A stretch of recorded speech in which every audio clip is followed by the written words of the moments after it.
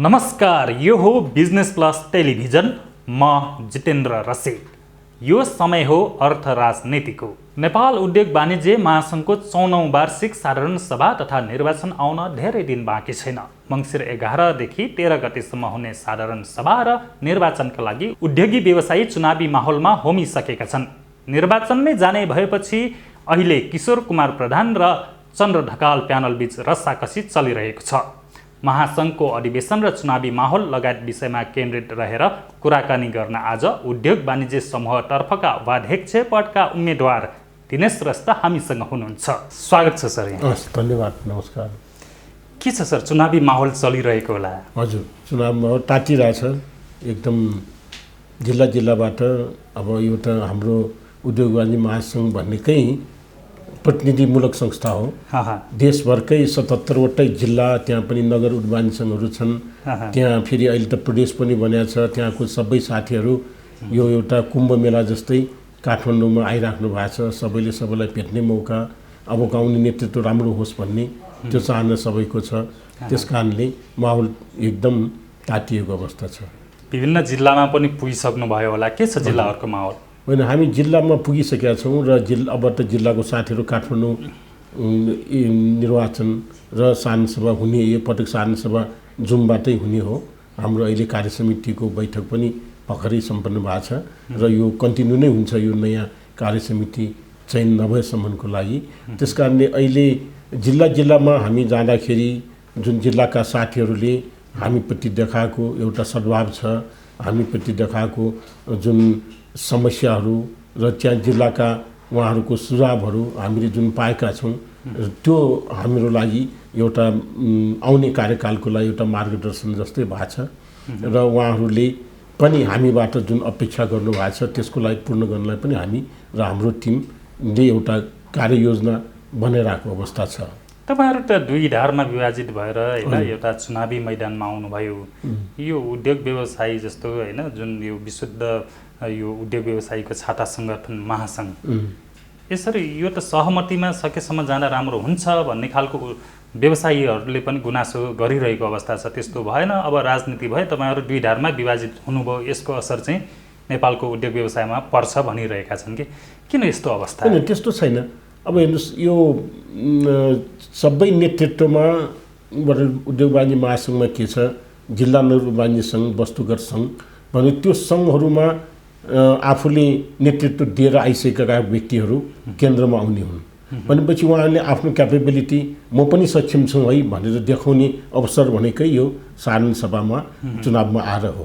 त्यस कारणले मलाई के लाग्छ भने त्यो मध्येमा राम्रो छान्नको लागि जिल्ला नगरका अध्यक्षज्यूहरू सक्षम हुनुहुन्छ।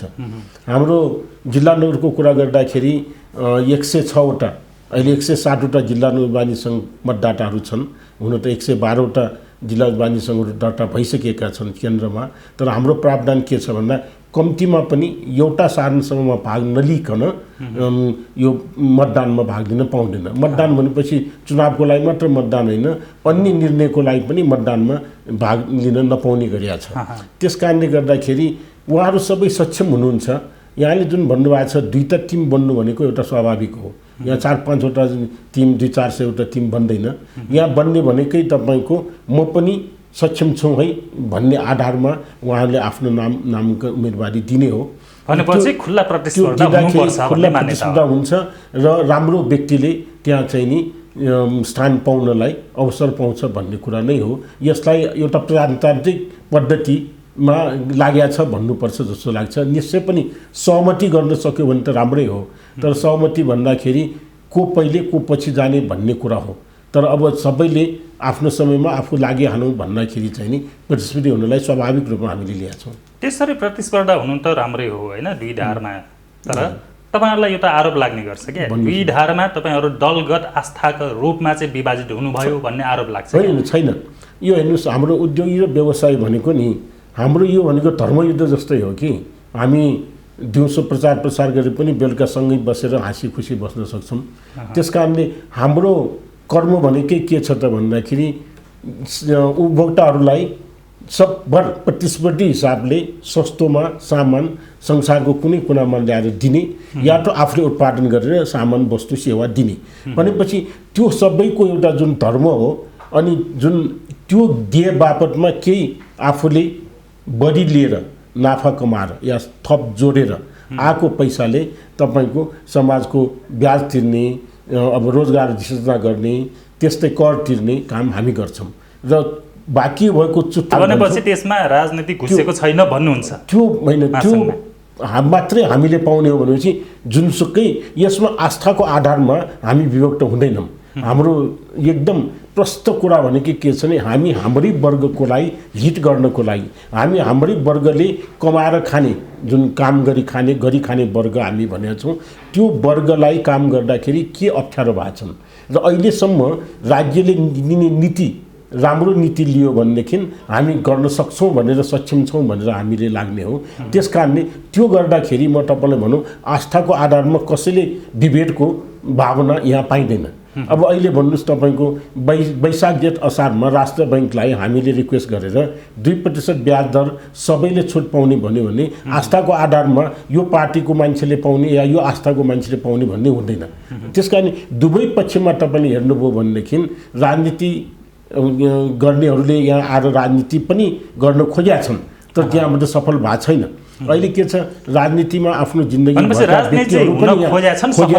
सफल भएको छैन तर यहाँ के छ दुवैतिरको पनि यदि सक्षम साथीहरू छन् भने आउने गरेको पनि हाम्रो विगतले पनि बताउँछ त्यस कारणले क्लियर कट कसैले पनि आँखा चिम्लेर पार्टीमा जस्तो सबै साथीहरू आउन् भन्ने त्यस्तो छैन त्यो आरोपलाई चाहिँ मलाई लाग्छ संशोधन हुनुपर्छ अहिले मलाई यो सक्षम व्यक्तिहरूकै टिम बनाउन सबैले खोज्छ आफ्नो टिममा राम्रो व्यक्ति आओस् काम गर्ने व्यक्ति आओस् यो भनेको कस्तो भन्ने राजनीति भन्दा फरक किन छ त यहाँ भोलिन्टरीले काम गर्ने हो भोलिन्टरीले काम गर्दाखेरि त्यो काम लिन सक्नु पर्यो तपाईँले भोलिन्टरी काम गरेन भनेर तुरुन्तै हटाउन सक्ने अवस्था पनि होइन भनेपछि तिमीलाई यो काम गर्न जिम्मा दिएको छ गरेन भनेपछि अर्को पटक या बिचैमा पनि हाम्रो हटाउने प्रावधान छ तर चाहिँ जनरली तलब ल्या होइन केही उ गरे होइन आफ्नो जिन्दगीमा आफूले गरेको अनुभवलाई यहाँ दिएर सेवा गर्ने ठाउँ हो त्यसपछि तपाईँ किशोर कुमार प्रधानको प्यानलमा हुनुहुन्छ यो प्यानल नै किन रोज्नु भयो यो प्यानल रोज्ने र नरोज्ने भन्ने कुरा होइन यो कुरा के हो त भनेदेखि समय परिस्थितिले एउटा प्यानल बन्छ र त्यसमा बसेर हामी हाम्रो कुरालाई राख्छौँ साथीहरूको माझमा देशभरकै साथीहरू प्रतिनिधिमूलक संस्था हो अहिले बजारमा एक खालको चर्चा छ कि अब वरिष्ठ उपाध्यक्षमा जित हासिल गरिसक्नुभएका शेखर गोल्छा अब स्वत अध्यक्ष हुँदै हुनुहुन्छ उहाँहरूको समर्थन तपाईँहरूलाई छ अनि फेरि यता चन्द्र ढकाल पक्ष तपाईँहरूलाई चाहिँ होइन हराएर उहाँहरू राज गर्छु भनिरहेको अवस्था छ क्या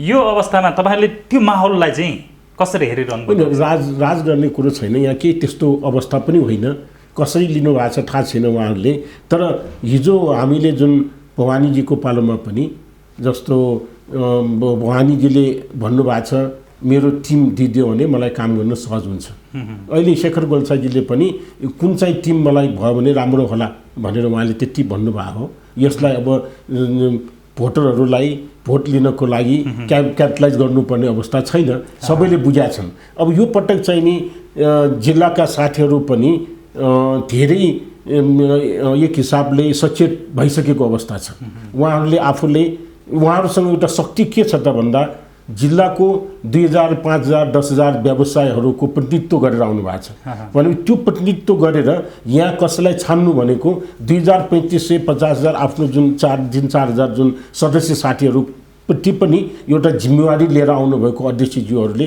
सही निर्णय गर्नुहुन्छ र गर्न सक्नुहुन्छ भन्नेमा म चाहिँ विश्वस्त छु र मैले विगतमा पनि एउटा उपाध्यक्षमा भाग लिएको हो त्यति बेला मैले केही मतले सफलता पाइनँ त्यति बेला पनि मैले के अनुभव गरेँ त भन्दा यस सन्दर्भमा मैले जोड्न चाहेँ अहिले होइन महासङ्घमा उपाध्यक्षकै पदका लागि चाहिँ गुणनिधि तिवारी तपाईँसँग प्रतिस्पर्धामा हुनुहुन्छ होइन तपाईको तयारी चाहिँ कस्तो छ अबको यो चुनाव मेरो तयारी भनेको त्यस्तो जिल्लाका साथीहरूलाई मैले गरेको काम उहाँहरू अनभिज्ञ छैन आज 20 वर्ष मैले जिल्ला उद्योग वाणिज्य महासङ्घमा रहेर मेरो अमूल्य जीवनको कति समय दिएँ, त्यो समय दिए बापतमा महासङ्घको साथीहरूले कतिको सहजता प्राप्त गर्नु भएको छ। र मैले आफूले व्यवसाय गर्दाखेरि, यो 40 वर्षको व्यवसाय गर्दाखेरि जुन अवस्थाहरू हिजो मैले भोगेका थिएँ बैंकिङ सम्बन्धमा, कानुन सम्बन्धमा, र नेपालमा नेपालीको लगानीलाई सुरक्षित गर्ने कुनै पनि कानुन छैन। बैंकमा तपाईँको जनताको पैसा छ भनेर बैंकलाई जति कानुनी रूपमा संरक्षित र सुरक्षित बनाइएको छ त्यहाँको लगानी, त्यही पैसा लिएर हामी उद्योगी व्यवसायहरूले चलाउँछौँ। तर त्यो पैसालाई सुरक्षित लगानी गर्ने अवसरको कुनै पनि कानुनी व्यवस्था छैन। त हामीलाई सीमित दायित्वको कम्पनी भनेर दर्ता गरिन्छ, तर व्यवहारमा एकदम असीमित छ। त्यसैले त्यही पहलकै लागि मैले अहिलेसम्म गरेको कामको आधारमा नै मलाई लाग्छ साथीहरूले मलाई विश्वास दिने हो। त्यस कारणले मलाई के लाग्छ भने गर्नुपर्ने कुरा थुप्रै छन्। अहिले जुन संस्थागत राज्य सञ्चालनमा परिवर्तन भइसकेपछि अहिले जिल्लाको महत्त्व, जिल्ला वाणिज्य सङ्घहरूको महत्त्व अनि उद्योग वाणिज्य महासङ्घको महत्त्व के हो? राज्यले आजभन्दा 50 वर्ष अगाडि उद्योग वाणिज्य महासङ्घको संस्थालाई अत्यावश्यक सङ्घ संस्था भनेर एउटा रूपमा ग्रहण गरेर दर्ता गरेको संस्था हो। यसको मिसन र भिजन भनेको के हो त भन्दाखेरि देशभरकै व्यवसायहरूलाई विश्वमा प्रतिस्पर्धी कसरी बनाउन सक्छ भन्ने कुराको एउटा यो मिसन लिएर यो अगाडि बढायो। यो हाम्रो सधैँको मिसन हो।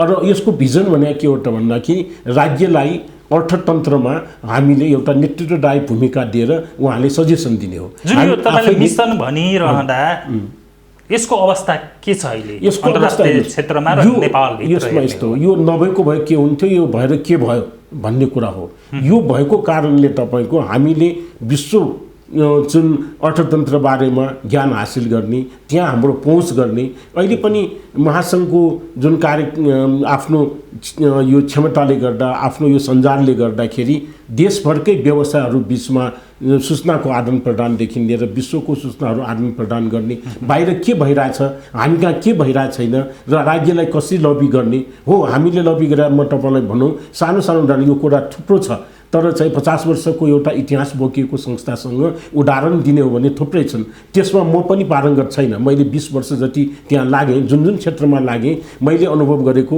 गार्मेन्ट एसोसिएसनहरूले तपाईँको यो बङ्गलादेशमा त्यति बेला अब 5 देखि गार्मेन्ट बन्नुहुन्छ, गार्मेन्टलाई चाहिँ केही सुविधा देऊ, विकास हुन्छ भनेर हाम्रो देशमा हाम्रो सरकारलाई भनेर आएको छौँ, तपाईँलाई पनि सजेसन गरेँ भनेर नेपालको 3 जना त्यहाँ भनेको थियो। त्यो कुरालाई बङ्गलादेशको सरकारले तुरुन्तै मानेर त्यहाँ 15 देखि 20% अनुदान दिने काम गर्यो। तर नेपालले जुन भन्यो नेपालमा आजसम्म पनि त्यो लागू भएन।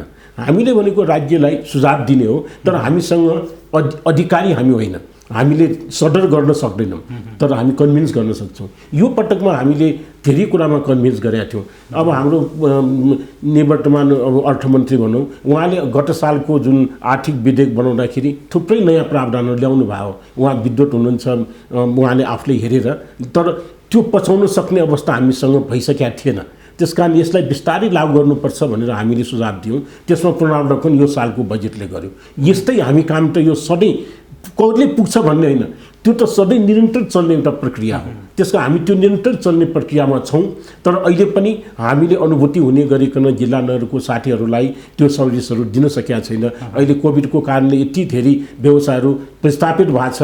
राज्यले 25% नाफामा आफू सहभागी हुन्छ एउटा व्यवसाय स्थापना भएपछि भनेपछि उनीहरूले तपाईँको यो 25% पाउने हो, यसलाई संरक्षण गर्नुपर्छ भन्ने भावनाले काम गरोस् भनेर हामी चाहेको। अहिले कोभिड पछिको कुरा गर्नुभयो, कोभिड पछिको कुरा गर्ने क्रममा तपाईँ त यो महासङ्घको प्रदेश नम्बर 3 बागमतीको अध्यक्ष पनि हुनुहुन्छ होइन? तपाईँले यो कोभिड पछि प्रभावित भएका उद्योग व्यवसायका लागि चाहिँ के काम गर्नुभयो? होइन, हेर्नुहोस्, कोभिड पछि कोभिडको कुरा सुन्ने बित्तिकै जब बन्द हुँदाखेरि सबभन्दा पहिले यो यति कति लामोमा यो जान्छ भन्ने कुरा हामी पनि अनुभवी नै थियौँ। सबभन्दा डाइरेक्ट इफेक्ट हुने हामीले वित्तीय क्षेत्रमा हुनसक्ने इफेक्टलाई हामीले सरकारको ध्यान आकर्षण गरेका थियौँ। राज्यले पनि त्यसमा सम्बोधन गर्यो। अहिले त्यही कारणले गर्दाखेरि साना व्यवसायहरूले तिर्नुपर्ने आयकरमा राज्यले 50% 75% छुट दियो। यो हामीले भनेको हो, राहत केही दिनुपर्छ भने हो, तर राहतको नाममा राज्यले पनि दिन सक्नु पर्यो नि भन्ने कुरा भयो। सरकारले अहिले हामी के भन्दैछौँ भने ट्याक्स तिर्नेको ट्याक्स पेयरहरूको अधिकार के हो त, त्यो पनि हुनु पर्यो। हामीलाई यो अहिले कोभिडको कारण मात्र होइन, कोभिडको कारणले हामीले अब 10 वर्षको द्वन्द र यो भूकम्प, नाकाबन्दी ती जम्मैलाई हामीले पार गरेर अब त हाम्रो गन्तव्य, हाम्रो ठिक राम्रो ठाउँमा आउला, यो स्थायी सरकार छ भन्ने सोच्या हो।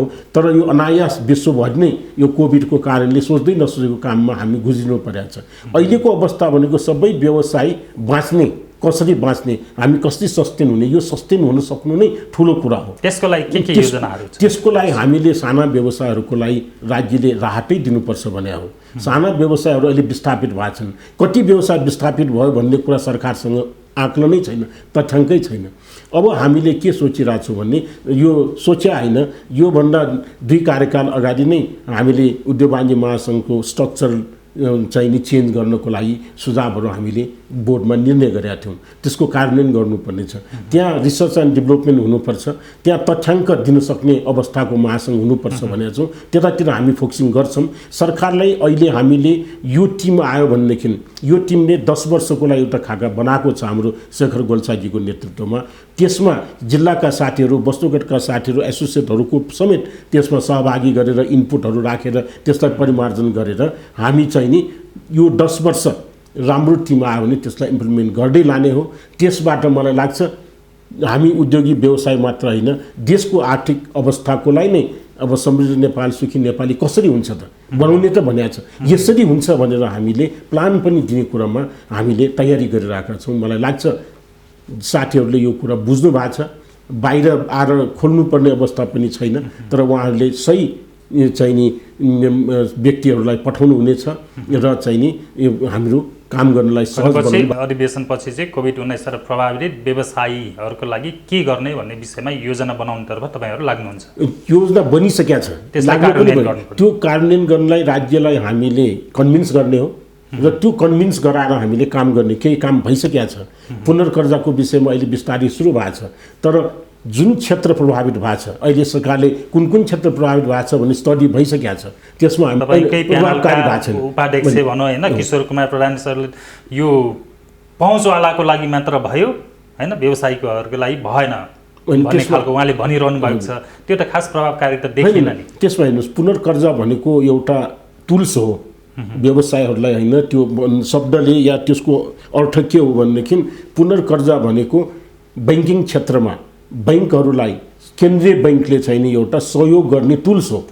त्यो भएको टुल्सलाई आजको अवस्थामा उपयोग गर्न पनि हुनेलाई मात्र उपयोग गर्न होइन, दियो साधारण व्यापारीसम्म पुगेन भन्ने छ नि। त्यसको लागि अहिले हामीले यो जुन योजना यो पहिलो पटक हो हामीले त्यसलाई परिमार्जन गरेका थियौँ। सरकारले प्रत्येक एउटा अब त्यो सबैलाई दिन सकिने अवस्थामा छैन।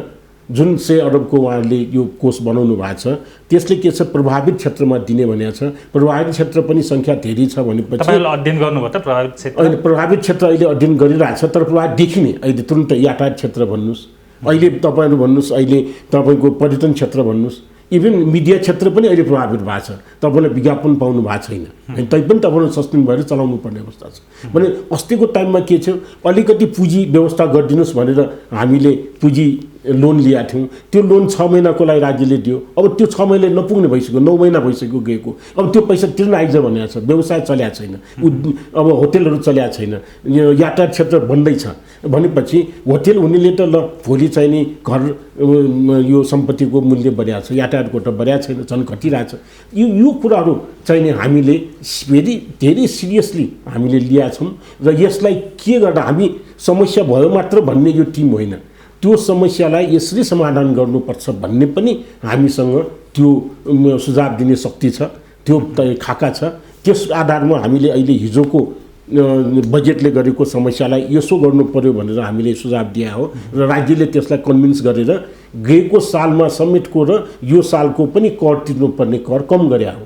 अब रह्यो तपाईँको जिल्ला नगरलाई कसरी सबल बनाउने, सक्षम बनाउने। अहिले मैले लिएको एउटा जुन स्लोगन छ सबल र सक्षम जिल्ला नगरवाणिज्य सङ्घ उसलाई कसरी बनाउने भन्दाखेरि उहाँहरूलाई आफ्नो जुन सदस्यहरूलाई बढीभन्दा बढी सेवा कसरी दिने, उनलाई सचेतना कसरी गराउने। अहिले उपभोक्ता संरक्षण ऐन भनेको छ। यो चाहिँ यस्तो विषयहरू चाहिँ खालि तपाईहरु चुनावको विषयमा उठाउनुहुन्छ होइन, त्यस्तो छैन।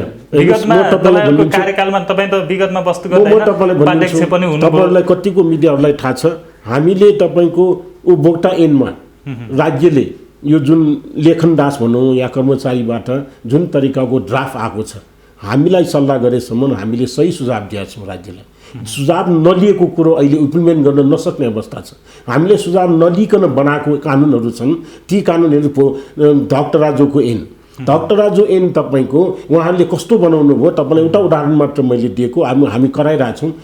पहिले 5,000 रुपियाँ जरिवाना धक्तराजु दर्ता नगरिकन चलायो भनेदेखि वा 1 महिना कैद थियो। उहाँहरूले त्यसलाई संशोधन गरेर के गरिदिनु भयो, 5,000 को ठाउँमा 0 एउटा थपेर 50,000 गर्नुभयो, वाको ठाउँमा र राखिदिनु भयो र 3 महिनाको ठाउँ 6 महिना। अब तपाईँ भन्नुहोस्, ओलामचुङ गोलाको मान्छेले धक्तराजु इम्पोर्ट गर्नलाई राज्यसँग स्वीकृति लिनुपर्छ। स्वीकृति लिएर मगाएको धक्तराजु प्रयोग गर्यो भनेर 35 दिनभित्र ऊ विराटनगर पुगेर दर्ता गरेन भनेदेखि उसलाई 6 महिना जेल चलान गर्ने, 50,000 जरिवाना लिने, यस्तो कानुन त्यो सिंहदरबारभित्र बसेर बनाएर चाहिँ त त्यो कार्यान्वयन गर्न सक्ने अवस्था छैन। यस्ता नियम कानुनहरू बनाउने बेला महासंघसँग हैन सहकार्य गर्नुपर्छ। म तपाईँलाई भनिदिन्छु, उपभोक्ता ऐन छलफलमा ल्याएको थियो, मन्त्री स्वयं उपस्थिति थियो। उहाँहरूले आज पनि कस्तो कानुन ड्राफ्ट गरेर ल्याउनुभयो त भन्दाखेरि तपाईँको कुनै पनि सामान आयात गर्नुपर्ने स्वीकृति लिनुपर्छ भन्ने कुरा गरेर लाइसेन्स लाजलाई हामीले खत्तम गर्नलाई यति कोसिस गरेका थियो र लाइसेन्स लिनुपर्ने सिस्टमलाई हटाएको हो, प्रतिस्पर्धी होस् भनेर। अब फेरि त्यसलाई पुनर्जीवित गर्न खोजेको थियो। त्यही मञ्चबाट हामीले मन्त्रीज्यूलाई भनाएर त्यहीँबाट तपाईँको संसदमा पुगिसकेको ड्राफ्ट कपीबाट हटायौँ। भनेपछि के भने मान्छे लडिसकेपछि उसलाई बचायो भने देखिन्छ, तर लड्नुभन्दा अगाडि बचाएको चाहिँ कुरो अलिकति गौण हुने रहेछ यो समाजमा। तर हामीले गरेका छौँ, गर्छौँ र अहिले आउने टिम अझ सशक्त रूपमा लाग्छ भनेर म तपाईँको मिडिया मार्फत भन्न चाहन्छु। यो तपाईँले भनिरहँदा उद्योग वाणिज्य महासङ्घ चाहिँ आफै पनि त्योभित्र समस्या नै समस्या छ भन्छ क्या। तपाईँ त वस्तुगत तर्फको होइन विगतमा उपाध्यक्ष पनि हुनुभयो। अब तपाईँले पछिल्लो पटक अब नगर जिल्लातर्फको उपाध्यक्षमा तपाईँले त्यहाँ जित हासिल गर्न सक्नुहुन्न, तैपनि तपाईँ भाग्यमानी हुनुहुन्छ कि यो 3 नम्बर होइन प्रदेशको अध्यक्षमा हुनुहुन्छ, काम गरिरहन पाउनुभएको छ। समस्या चाहिँ के रहेछ त्यहाँ? होइन, यो हेर्नुहोस्, अब साथीहरूले नै मलाई चाहिँ नि युनानिमसली, मैले चाहेर होइन, साथीहरूले नै मलाई रिक्वेस्ट गरेर युनानिमसली मलाई यो प्रदेशको जिम्मेवारी दिया हो र त्यही आधारमा जिल्लाबाटै आउनुपर्छ भन्ने आदेश मैले पाएको भन्छु म त। त्यो कारणले संयोगवश काठमाडौँ उद्यमी सङ्घ पनि गठन गरेर त्यहाँ नेतृत्व दिने मौका पाएँ। अब अहिले तपाईँले जुन भन्नुभएको छ, यो जुन यसमा जिल्ला नगरले काम गर्नुपर्ने, जिल्ला नगरले के काम गर्ने भन्ने कुरो हामी एकदम स्पष्ट छौँ। हेर्नुहोस् है, अब उद्योग वाणिज्य महासङ्घमा समस्या के छ त भन्दाखेरि सानो सानो समस्याहरूले गर्दाखेरि त्यहाँ चाहिँ नि नेतृत्व विगतमा अलिकति यो विचारमा बिमेलको कारणले अर्कोतर्फ धकिन नपुगेकोले त्यहाँ अलिकति समस्या भएको हो। त्यो समस्यालाई निराकरण गर्नलाई अहिलेदेखि नै हाम्रो शेखर गोल्छाजीले सुरु गरिसक्नु भएको छ। त्यहाँको जुन अर्गनाइजेसनल स्ट्रक्चरलाई चेन्ज गर्ने, भनेपछि स्वतः उपाध्यक्ष चाहिँ अध्यक्ष हुने प्रणाली यसैका लागि हो। स्वतः हुने, हेर्नु, स्वतः हुने प्रणाली हामीले सोचे अनुसार एउटा ट्रायल एन्ड इररको हिसाबले यसलाई प्रयोग गरिया हो। यसले राम्रो गर्ला भन्ने नै सोचेर नै यसलाई इम्प्लिमेन्ट गर्न खोजिया हो। तर विधानमा केही कमजोरीहरू छन्। त्यस कारणले विधानमा कमजोरी के छ त भन्दा अहिले हामीले यो संस्थालाई अध्यक्षतात्मक रूपमा अध्यक्षसँग नसोझिकन उहाँको नलेजमा नभइकन केही पनि काम गर्न पाइँदैन। हिजोको दिनमा त अब सङ्घ संस्था खोल्न नै पाइने थिएन। भनेपछि त्यो अवधारणालाई अहिले अलिकति विकेन्द्रीकृत गर्नुपर्ने अवस्था छ। जिल्ला नगरको उपाध्यक्ष अन्तिम चरणमा छौँ होइन। अलिकति मैले सन्दर्भ जोड्न चाहेँ। तपाईँहरू केही दिन अगाडि होइन यो निर्वाचन कमिटी भन्छ होइन तपाईँहरूको, त्यहाँ चाहिँ चित्त बुझेन भनेर तपाईँहरू जानुभएको थियो, त्यहाँ के को लागि जानुभयो? निर्वाचन आयुक्तहरू हामीले प्रचलन के छ भने चुनाव हुने वर्षमा हामीले निर्वाचन अधिकृत कमिटीमा 3 जनाको गठन गरेर उहाँहरूलाई निर्वाचन सम्बन्धी जिम्मेवारी दिने र निर्वाचनमा कतिजनाले भाग लिन पाउँछ, कहाँ गर्ने निर्वाचन र कति उहाँहरूको प्रतिनिधि शुल्क लिने भन्ने कुरो कार्यसमितिले निर्णय गर्ने हो। त्यसमा बिचमा उहाँहरूले जुन अहिले यो कोभिडको कारणले गर्दाखेरि उहाँहरूले जुन तरिकाले अब यो प्रोटोकलको कारण हामीले चाहिँ नि निर्वाचन गर्नुपर्छ भनेर गृह मन्त्रालयबाट पनि हामीले स्वीकृति पाएको थियौँ। त्यो आधारमा उहाँले जुन लिनुभएको कुनै निर्णयहरू विधि सङ्गत भएन भन्ने हिसाबले हामीले ध्यान आकर्षित गर्न गएका थियौँ र उहाँहरूप्रतिको विश्वासमा शङ्का नगर्न आश्वासन दिनुभएको छ। हामीले अध्यक्ष मार्फत त्यो कुरा राखेका छौँ। अहिले भनेको अध्यक्ष, निवर्तमान अध्यक्ष र आउने अध्यक्ष तिनैजना अगाडि राखेर निर्वाचन जुन अधिकृतलाई राखेर हामीले हाम्रो कुरा भनेका छौँ। उहाँहरूले आश्वासन दिनुभएको छ। मलाई लाग्छ चुनावलाई निष्पक्ष ढङ्गबाट उहाँले सम्पन्न गर्नको लागि हाम्रो त सहयोग हुने नै छ। उहाँहरूले पनि अब अन्तिममा भनिदिनु, समय धेरै छैन हामीसँग हैन, तपाईलाई जिताउनै पर्ने कारण चाहिँ के? जिताउनै पर्ने कारण भन्दा पनि साथीहरूको सहयोगले मैले यो उम्मेदवारी दिएको छु। उहाँहरूले उत्साह दिनुभएको हो। मेरो टिमले जुन विगतमा गरेको काम, विगतमा मैले जुन निजी क्षेत्रको लागि आफ्नो जीवनको अमूल्य समय दिया छु, मेरो अनुभव साट्या छु र मैले गरेको व्यवसाय गर्न कठिन भएको अवस्थालाई सहज बनाउनलाई के गर्नुपर्छ भन्ने अनुभव मसँग भएको कारणले मैले एउटा उद्योग चलाएको छु, मैले आयात व्यवसाय गरेको छु, मैले निर्यात गरेको छु, यति मैले सेवा क्षेत्रमा पनि काम गरेको कारणले यी क्षेत्रमा हुने समस्याबारे मलाई भन्ने बित्तिकै बुझ्छ भन्ने लागेर उहाँले होइन दिनेशजीले यो नेतृत्व लिइदिनुहोस् जिल्ला नगरको पनि यो पटक भन्ने धेरै साथीहरूले मलाई अनुरोध गर्नुभएको कारणले नै मैले यसलाई लाग्या हो। मलाई लाग्छ मलाई नै दिनुपर्छ भन्ने होइन, उहाँहरू सबैलाई गरेको कामको आधारमा उहाँहरू न्यायमूर्ति हुनुहुन्छ। 13 गते उहाँले दिने जुन निर्णय छ त्यो मेरो लागि शिरोधार्य हुनेछ। त्यसकारणले म अहिले यो कठघरामा उभिएर बसेको छु। मैले के गरेँ भन्ने कुरा छर्लङ्ग छ। मलाई लाग्छ उहाँहरूले सही निर्णय गर्नुहुन्छ। व्यस्तताका बावजुद पनि समय दिनुभयो, धेरै धेरै धन्यवाद। थ्याङ्क्स, तपाईँले मेरो विचार राख्ने मौका दिनुभयो, यहाँले धन्यवाद छ। आजको अर्थ राजनीतिमा नेपाल उद्योग वाणिज्य महासङ्घको नजिकै गरेको अधिवेशन र उद्योग वाणिज्य समूहका अध्यक्ष पदका प्रत्याशी दिनेश श्रेष्ठसँग कुराकानी गऱ्यौँ। आजको अर्थ राजनीति यति नै। म जितेन्द्र रसिक अहिलेलाई बिदा हुन्छु। बिजनेस प्लस, बिजनेस फर्स्ट, नमस्कार।